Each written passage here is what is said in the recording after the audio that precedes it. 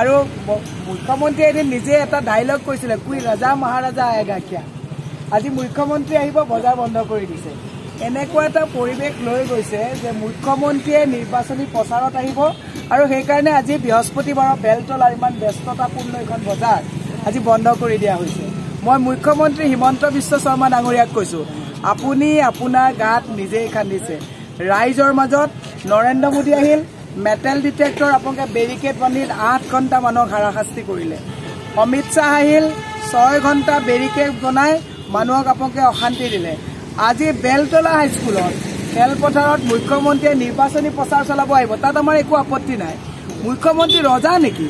আমি ৰজাৰ প্ৰজা নেকি যে মুখ্যমন্ত্ৰীয়ে ইয়াত আজি নিৰ্বাচনী প্ৰচাৰ চলাব আহিব আৰু তেওঁ বেলতলাৰ আজি বৃহস্পতিবাৰৰ ব্যস্ততাপূৰ্ণ বজাৰখন আজি বন্ধ কৰি দিলে। কিন্তু মই এটা কথা দেখুৱাব বিচাৰিছোঁ, এই গাড়ীখনত যে আজি বহু দূৰৰ পৰা যে মালবিলাক আনিছে, এইখিনি বস্তু নষ্ট হৈ নাযাবনে? আজি এই মানুহজনৰ যদি এই বজাৰখিনি যদি আজি নষ্ট হৈ যায়, এখেত বকুৰ পৰা আহিছে, এই বাইদেউ বকুৰ পৰা আহিছে, বকুৰ পৰা ইমান কষ্ট কৰি মাল আনিছে, এইবিলাক হৈছে কেঁচা সামগ্ৰী। এই কেঁচা সামগ্ৰী যদি এতিয়া বিক্ৰী কৰা নাযায়, আজি গোটেই দিনটো সপ্তাহটোৰ লছ হ'ব। তেওঁ মুখ্যমন্ত্ৰীয়ে যদি এই কথাবিলাক চিন্তা নকৰে, মই সেইকাৰণেই কৈছোঁ যে আপোনালোকে গণতন্ত্ৰৰ প্ৰক্ৰিয়াক যদি সঁচাকৈ বৰ্তাই ৰাখিব বিচাৰিছে, এই অগণতান্ত্ৰিক চৰকাৰখন যি ৰাইজৰ দুখৰ কথা নুবুজে। এইগৰাকী মোৰ মা নিচিনা মানুহ, এইগৰাকী বকুৰ পৰা আহিছে, মোৰ বাইদেউ। তেওঁলোকে ৰাতি 3টা বজাতে 3টা-4টা বজাতে আহিছে। চবতছে দুৰ্ভাগ্যজনক কথা, কেমেৰাত দেখাওকচোন, এইখিনি আজি যদি বিকিব নোৱাৰে, এই শাকখিনি যদি আজি, এইটো লাও আগ, এইটো যদি আজি বিকিব নোৱাৰে, তেতিয়াহ'লে এইখিনি গোটেইখিনি নষ্ট হ'ব।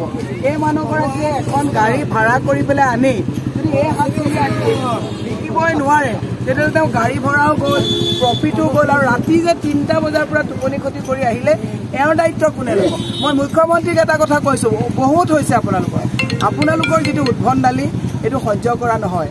মই কিন্তু নিৰ্বাচনী প্ৰচাৰৰ কাৰণে অহা নাই, মই আপুনি নিজে কোৱা কথাটো আকৌ কৈছোঁ, কুই ৰজা মহাৰাজা আয়েগা কিয়া। তেওঁলোকে ৰজাৰ দৰে আচৰণ কৰিছে আৰু আমাৰবিলাকক প্ৰজাৰ দৰে কৰিছে। সেইকাৰণে মই ৰাইজক এটা কথা কৈছোঁ, এইখন চৰকাৰ অহা 5 বছৰলৈ যদি এইখন চৰকাৰ আকৌ ডাবল ইঞ্জিনৰ চৰকাৰখন আহে, তেতিয়াহ'লে আমাৰ নিচিনা, এই বাইদেউৰ নিচিনা সাধাৰণ মানুহ, এইবিলাক মানুহ জীয়াই থাকিবৰ কাৰণে 100 বাৰ চিন্তা কৰিব লাগিব। এওঁলোকে মানে গণতান্ত্ৰিকভাৱে এওঁলোকে এই ৰাস্তাবিলাক দেখুৱাওকচোন, ৰাস্তা চাওকচোন। আজি বৃহস্পতিবাৰ, আজি বৃহস্পতিবাৰ চাওকচোন, বেলতলা বজাৰৰ অৱস্থাটো চাওক। মুখ্যমন্ত্ৰী আহিবৰ কাৰণে আজি বজাৰ বন্ধ কৰি দিয়া হৈছে। মুখ্যমন্ত্ৰী ৰজা নেকি? সেইকাৰণে মই কৈছোঁ আজি বেলতলা বজাৰৰ অৱস্থাটো চাওক। এই এসপ্তাহৰ কাৰণে যি কষ্ট কৰি তেওঁলোকে বজাৰৰ সা সামগ্ৰী আনে, সপ্তাহটোৰ যিটো তেওঁলোকৰ অলপ প্ৰফিট হয়, আজি অৱস্থাটো চাওকচোন কি অৱস্থা হ'ব। বেদদা আপুনি নিজে চাওক, আমাৰ লগত এয়া বেদব্ৰত বৰা জ্যেষ্ঠ সাংবাদিক আছে। মই বজাৰ কৰিব আহি দেখিলোঁ যে ইয়াত সা সামগ্ৰীৰ দাম যথেষ্ট বাঢ়িছে, সেইকাৰণে আমি চবেই বেলতলা বজাৰলৈ আহোঁ। থলুৱা মানুহখিনিও বেলতলা বজাৰত বজাৰ কৰি ভাল পায়, ফ্ৰেছ পায়। বকুৰ পৰা আহে, 6 পৰা আহে, তেওঁলোক ৰাতিপুৱা 3টা-4টা বজাতে আৰু তেওঁলোক ঘূৰি যাব লগা হৈছে। এই যিটো পৰিস্থিতি কৰিছে ইয়াত, যে মিটিং আছে 2টা বজাত বা 2টা বজাৰ পৰা মানুহে 5টা বজাত মিটিং আছে, গতিকে এই সাধাৰণ মানুহখিনিক এনেধৰণৰ বঞ্চিত কৰাৰ অধিকাৰ ক'ত পালে মুখ্যমন্ত্ৰী ডাঙৰীয়াই? যে তেখেত আহিব, সভা কৰিব, চব ঠিক আছে, তেখেতে বিদ্যালয়ত সভা পাতিব, কংগ্ৰেছৰ অকণ সভা পাতিবৰ কাৰণে বাৰে বাৰে এপ্লিকেশ্যন দিব লগা হয়, পাৰ্মিশ্যন নিদিয়ে, পাৰ্মিশ্যনটো কেঞ্চেল কৰি দিয়ে। ইয়াত কিন্তু এতিয়া এখন বিজেপিৰ সভাৰ কাৰণে আজি আচলতে বজাৰ বন্ধ কৰি দিয়া হৈছে। এই থলুৱা মানুহবিলাকক বঞ্চিত কৰা হৈছে। এই থলুৱা মানুহবিলাকে কিন্তু ইয়াৰ উত্তৰ দিব। আমি জানো যে ৰাইজ ক্ষোভত আছে আৰু ৰাইজ ক্ষোভক ক্ষোভিত কৰিছে। তেওঁলোকে যি মন যায় তাকে কৰিছে, যি মন যায় তাকে কৰিলে গণতান্ত্ৰিক দেশ এখনত নচলিব। তেখেতসকলে এতিয়া বজাৰ কৰিব আহি পেলাই সকলো মানুহ সুধা বেগ লৈ ঘূৰি যাব লগা হৈছে। ৰাতিপুৱা 4টা বজাৰ পৰা তেওঁলোক ৰখি আছে বজাৰ কৰিব লাগে। গতিকে এই ব্যৱস্থাৰ মানুহে অৱসান বিচাৰিছে, আৰু মীৰা বৰঠাকুৰ এতিয়া খবৰটো পাই লগে লগে মানুহৰ দুখ বুজি পেলাই দৌৰি আছে। তেখেতে মানুহৰ দুখ দুৰ্দশা সদায় তেওঁৰ ওচৰত আছে। আমি জানো যে মীৰা বৰঠাকুৰক মানুহে এইবাৰ সেইকাৰণে সঁহাৰি জনাব, মীৰা বৰঠাকুৰক মানুহে ভোট দিব। মই খালি শেষত মুখ্যমন্ত্ৰীলৈ আহ্বান জনাইছোঁ, পুলিচ প্ৰশাসনলৈ আহ্বান জনাইছোঁ। এই পুলিচ প্ৰশাসনে একেবাৰে যে চব একেবাৰে মেৰুদণ্ড হটাই দিছে যে মুখ্যমন্ত্ৰী আহিবৰ কাৰণে। মুখ্যমন্ত্ৰী এইবিলাক মানুহৰ ভোট লৈহে মুখ্যমন্ত্ৰী হৈছে। মুখ্যমন্ত্ৰী নিজে মুখ্যমন্ত্ৰী হৈছে নেকি?